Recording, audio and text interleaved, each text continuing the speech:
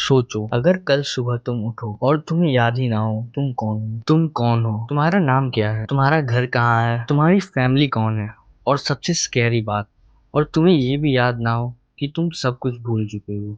ये कोई horror movie नहीं है, ये एक रियल मेडिकल केस है। एक आदमी जो अपनी पूरी जिंदगी भूल गया और बिना जाने एक नई जिंदगी जीने लगा। Welcome to black screen stories.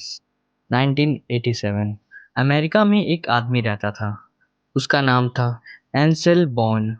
वो एक नॉर्मल इंसान था, शादीशुदा, रिलीजियस और एक छोटा बिजनेस चलाता था। उसकी लाइफ सिंपल थी, बिल्कुल ऑर्डिनरी।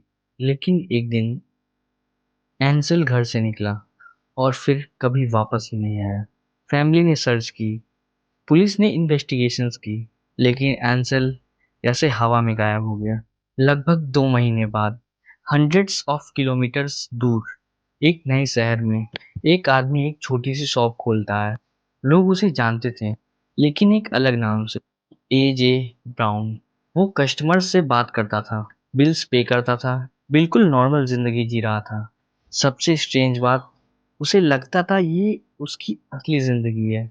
डॉक्टर्स बाद में एक्सप्लेन करते हैं, ये एक्टिंग नहीं थी, ये एक रेयर कंडीशन थी जिसे कहते हैं डिसोसिएटिव फ्यूग। इस कंडीशन में इंसान अपनी आइडेंटिटी भूल जाता है, अपना पास्ट भूल जाता है और एक नई जगह जाके नई लाइफ स्टार्ट कर देता है। और सबसे क्रीपी बात, उसे पता भी नहीं होता कि उसका पास्ट एग्जिस्ट करता था। उसका ब्रेन उसकी पुरानी रियलिटी डिलीट कर देता है।